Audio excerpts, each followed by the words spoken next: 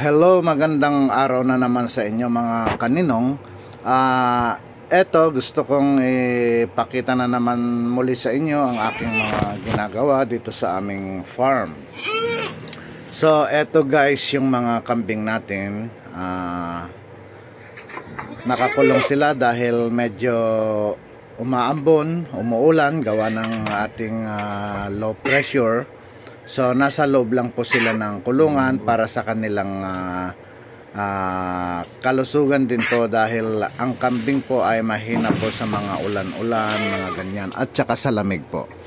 So ganito guys, eto naman yung mga iba, nandito lang po sa paligid ng ating mga kulungan, hindi naman po sila lumalayo. So eto yung mga full blood natin, at may buntis na po itong isa. So malapit na pong mga anak yan. At sana may awa ang Diyos at maganda ang kanilang panganganak.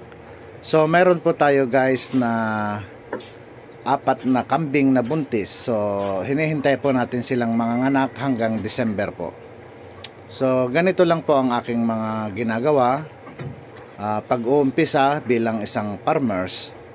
At siyempre nakakagaan, nakakatuwa pag ganitong pinapanood po natin yung ating mga alaga. Ito guys, yung mga buntis din ng mga ito. Etong 3 na ito, mga buntis lahat. Itong nakahiwalay na ito. Ito malapit ng mga anak, itong brown, napakaganda pong mga balahibo nila. So ibig sabihin po ay maganda ang pagkakaalaga po sa kanila. At ito lang, hindi pa po masyado maayos itong kanilang mga bahay. So guys, konting tiyaga lang. So ito yung hinihintay natin na maglalandi guys, pero ewan ko kung kailan. So ganito lang muna guys yung mga ginagawa natin. So yan po yung mga full blood na kambing po natin. Ito naman guys yung ano natin, barako natin na pure ano ba tawag dito? Durok. Pure durok. Binili ko guys ito ng 5,000 noon. Isa pa lang siyang noon, maliit na baboy. At eto ngayon, siya na ang kumasta sa mga ating buntis na upgraded pigs na po yan. Eto po, buntis po yung 2 at yung isa po ay malapit na rin pong pakakastahan. So ayan po yung mga pinagkakaabalahan po natin habang nandito po tayo sa ibang bansa. May mga activity po tayo sa ating lugar. So guys, yung mga kapwa ko OFW, hindi po masama na gumawa po tayo ng ganito kung mayroon po kayong extra na pera. Ito naman po ay ipinaghahanda ko po na gagawin ko ulit na breeders ang mga ito. So marami po tayong magiging baboy at kung may awa lang po ang Diyos, siguro makakatulong din po sa ating pangkabuhayan. Ito po yung mga gagawin kong breeders na ano ang tawag dito, yung mga hybrid na po ito, mga puro na po ito. So gagawin kong breeders at ipapaasawa ko po kay ano natin, durok natin. Yan po. So guys, ito yan lang po, hindi po sa pagyayabang. Gusto ko lang pong encourage yung mga kababayan ko dyan na gusto ring mag-alaga ng mga baboy, mga hayop. At ito po yung mga biik po natin. Pang out po ito, kung may magkakagusto po, mag-message lamang. Mura lang po ang pagbibigay ko dito. Dami nating bake. upgraded na po ang mga ito guys. So yan, paunahan na lang kung may magkakagusto po sa inyo. At kahit mga 5 ganun. bahala na kung sino mauuna po. Marami po tayong biik ngayon, nasa around 20 po siguro yan, 20 heads. So marami po tayong pang out, pero kung hindi naman po natin mabebenta, ay aalagaan po natin ng mga ito dahil plano ko pong i-free range ang mga ito. Yung pakakawalan lang po sila doon sa isa kong farm. Bali maglalagay lang po ako ng bakod doon. Ito po yung mga iba guys. Malalaki na ito. Sa tingin ko nasa 15 kilos around. So pwede na po silang pang lechon. Yung mga po, gustong magpalitsyon, malapit na po ang December, pwede pa po ito mga baboy na ito. Hanggang December guys, mas kasarapan niyang liletsyonin ang mga ito. So, ito lang guys, yung mga activity natin na ginagawa natin sa Pilipinas habang nasa ibang bansa po tayo. So, guys, sa mga katulad yung OFW, lalo na dyan po sa bandang Quirino, sa aking probinsya, kung sino man po yung mga makakaibig sa aking mga alaga, ay mag-message lamang po kayo sa akin at pag-uusapan po natin. At dito naman po tayo sa aking mga manok, Rhode Island Red guys. Ito po ay hinahanda ko po ito na gagawing breeders lahat. At magbebenta din po tayo ng mga fertile eggs kung sino po yung mga magkakagusto, nagplaplano na mag-aalaga ng mga ganitong klaseng manok, heritage chicken. Marami po tayong pwedeng pang out po. Ang mga ito ay nasa 4 months old to 5. So mga 2 buwan pa guys ay mangingitlog na ang mga ito. At yun lang, medyo may kamahalan po yung mga pakain nila dahil purong feeds ang pinapakain po sa mga ito. Pero mayroon po tayong mga alternative na pakain tulad ng mga madre de agua po at saka asola. So doon po medyo makakatulong po para hindi po tayo masyadong magastusan sa ating mga ipapakain. Nag-iitlog na itong 4 eh. 4 na sila nag-iitlog. Ito naman guys yung mga kasalukuyang breeders natin.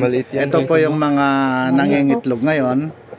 Yung mga nilalagay po natin sa incubator. So lahat guys, yung mga painuman nila laging malinis. At kitang kita po sila na magaganda ang kanilang mga balahibo. So dyan mo guys mapapansin na ang isang alaga tulad din po ng mga kambing, pag makintab po yung mga balahibo nila, ibig sabihin maganda po ang kanilang yung pagkakaalaga sa kanila. So yung 10 po nating breeders na manok ay everyday po nakakakuha po tayo ng almost 90% po sa mga itlog nila. So ayan po yung row natin, matikas. Ito yung mga hen.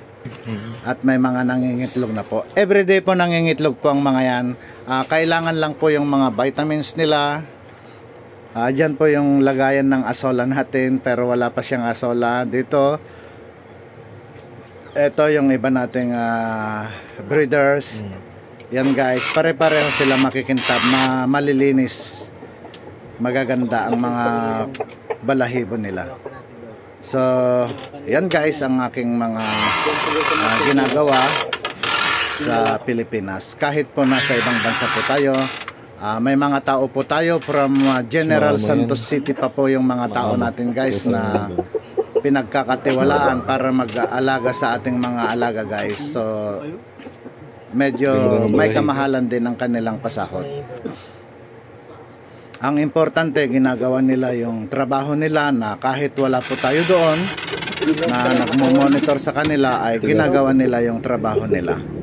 Yun ang pinaka-importante guys, yung may tauhan tayo na mapagkakatiwalaan talaga. Kasi sila po ang buhay natin sa pag-farming. Ayan po. So, ayan, kung mayroon po tayong tiyaga, masipag, pwede po tayong mag-aalaga ng mga ganito. Pero kung inaakala nyo na hindi nyo kayang subaybayan guys, hindi nyo kayang i-supervise, huwag na. Kasi sayang lang po. Mahal po ang mga klaseng manok na ito. Pero ako po ay magbebenta ako sa mababang halaga lamang. Kaya po yung mga nagbabalak na bumili, huwag po kayong mahiya na tumawag sa akin at mag-message para po sa ganon ay mapag-usapan po natin kung gusto niyo po bang magkaroon ng mga ganito. Nandito lamang po ako, mag-message lang kayo, mag-comment down below lang kayo at pag ako na mismo po ang magko-contact sa inyo kung paano ko po kayo mako-contact. Huwag na po kayong lalayo guys. Sa Quirino, ewan ko kung may mga iba pang nag-aalaga ng ganito. Pero ang mga ito ay binili ko bandang Isabela. So, guys, yun, inuulit ko. Huwag kayong mahiya na lumapit sa akin. Mura lang po, hindi po ako magbibigay ng mahal na tulad po ng mga pagbili ko sa mga alagang ito. Dahil ang plano ko po, tulad po ng mga kambing, kung bumili man po ako ng mahal, kung magbebenta po ako, ay yung half price lang ibibigay. Dahil alam ko po na hindi lahat ng tao ay kayang bumili ng mga ganong halaga ng mga alaga, maalagaan, mapakambing, mapamanok. Alam ko po, mahihirapan po yung mga iba po nating kababayan na farmers. So, automatic po sa akin, half price lang po ang aking pagbibigay dyan. Half price. Dahil yun po ang pinangarap ko, yung makatulong ako sa mga ibang farmers na gustong mag-alaga po ng mga ganito. Mapamanok, mapakambing, mapababoy. Meron po ako. Marami po tayong available na pang-out kung sakaling may nangangailangan po sa inyo. So, ganito lang guys. Yan, kailangan ma-check palagi. Yung pakain nila, dapat may mga malinis na inumin. Yun lang po ang importante sa pag-aalaga po ng kahit na po anong klaseng hayop guys. So,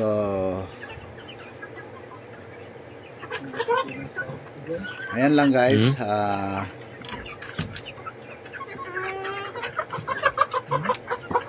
Hindi pa po masyadong maayos yung mga kulungan natin.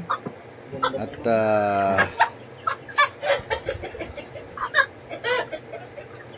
ayan, pwede na rin po ang mga ganyan. Ang importante po may safety na bahay nila, yung hindi sila basta-basta mapasok ng mga predators. Dahil po, siyempre nasa farm yan, mayroon dyan yung may mga ahas, may yung mga pusa, mga ganun po. At saka yung mga mababangis po na hayop. So, kailangan po nating paglaanan din po yung kanilang pabahay. Ayan guys, gagawin po natin lahat to ng mga breeders guys. So marami po tayong magiging breeders after 2 months. At magbebenta din po tayo ng mga fertile egg. So nagkakabulol-bulol na po si Ninong. Hindi natin. Ayan, continuous pong kumakain ng mga manok natin. So malakas po talaga, medyo magasto. Pero dito lang po, pag nakarating na po sila sa mga 6 months old, mangingitlog na po sila. So ayun lamang guys ang kagandahan pag may mga ganito po tayong mga alaga. Siyempre malilibre po tayo ng mga itlog, manok, makakabenta din po tayo. So ayan, talagang ganito lang ang buhay. Kailangan magsakripisyo, kailangan natin magsipag. Ito naman guys yung mga May 1 kilo na yun. pahats po natin ito. Isang Ako na kilo mismo guys ang nagsalang sa incubator ng mga manok na ito nung itlog pa sila. Bali 137 ang napapisa po namin, pero may 3 po yatang namatay, so 134 na lang po itong natitira. So eto guys, gagawin ko ito ay i-pre-range chicken ko sila na mga paitlogin lamang po. Ngayon, kung mayroon din sa inyo magkakagusto na mag-alaga ng mag-umpisa kayo sa sisiw, pwede na rin po dito kayong mag-umpisa. So mura din lang po ang pagbibigay ko dito kung sakali pong may magkakagusto. Nasa kwan na po sila, 1 kilo't kalahati na po ang mga yan. Mahigit 1 kilo. Sorry. Kalahating kilo. I mean, yung nasa kabila po ang kwan, ang mga 1 kalahating kilo. Ito magkakapatid ito, yung nasa kabila, at saka ito magkakapatid yan. Or iisang batch ang pagkaka-hats nila. So magkakasinlaki po ito, 1/2 kilo ang bawat isa sa kanila. After 2 months, ilalagay ko na po sila sa farm, i-pre-rinse na sila doon. Pero kailangan din po yung kanilang mga pabahay at maglalagay po tayo ng net para hindi po sila basta-basta makakapunta sa malayo. Nandun lang po sila na umiikot. At kailangan din po yung bahay nila na laging malinis dahil siyempre po yung mga ipot nila ay nagdadala din po yan ng mga bakterya. So kailangan po natin talaga na malinis, yung mga tao natin ay mapagkakatiwalaan. So ito po yung mga iba nating alaga. Mayroon po tayong gansa, may pabo po tayo, may pato. Wala pang itlog po yan. So ganyan lamang po. At sa kaalaman po ninyo, yung lugar po na ito ay nasa area 2 po tayo sa aking farm. Dahil bali 3 po yung 3 location po yung farm ko guys. So yung nandun sa mga kambing ay area 1 at ang area 2 ko ay dito. Tapos may area 3 pa po tayo pero hindi pa po napapasok yon. Siguro sa mga sumusunod na buwan dahil nagdagdag po tayo ng tauhan.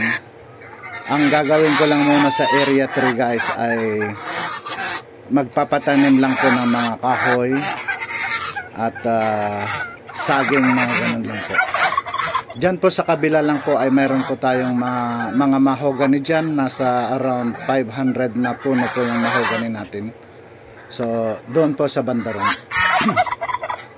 So dito lang po muna tayo magko-concentrate sa ating mga alaga dito sa area 1 tsaka area 2. Yan po. At ito po sila ang mga tauhan natin na galing pa ng General Santos City. So ito, kung mapaparami natin to, magbebenta din po tayo dito. Pero it takes time pa siguro. Hindi pa po sa ngayon. Pansamantala, dito nakatira yung si Taweng at kanyang asawa. At yung isa naman po na kararating lang po ay doon sa aming bahay para po may magbabantay. Ito po yung mga kon natin, seedlings natin sa paper tree. Yan po yung mga tanim natin na pakain sa kambing. Dito po natin i-pre-range yung 130 na Rhode Island Red po. Dito po natin sila pakakawalan. May baboy. Nagbigay ka ba? Hindi pa kamay ay karali sa bunda. Dito. So, nagmumukhang farm na rin po talaga. Dati po wala pong katanim-tanim ito. Wala pong katanim-tanim. Ayan, mayroon din mga pinya. Marami tayong mga tanim dito. May mga madre de agua, saging, nyug. Yung mga grafted nyug ba ang tawag doon? Ayan, marami po tayo yan. So ito po yung temporary na tirahan nila Taweng, pero gagawin po natin ito na bahay ng mga manok, guys. So ito guys, yung mga nakahiwalay ay mga lalaki po ito. Hiniwalay natin doon sa mga kasamahan nila dahil medyo matatapang ang mga ito. Kaya kung may magkakagusto po dito, marami po tayong available na lalaki, magandang pang-upgrade po sa ating mga native chicken po. At dito naman po yung Bengala natin. Pero ang Bengala guys ay mailap. Naglabas ka na. Actually first time ko ding makakita ng ganitong klase ng hayop. Kaya parang na gustuhan ko ding mag-alaga. Bumili nga po tayo ng 4 na Bengala.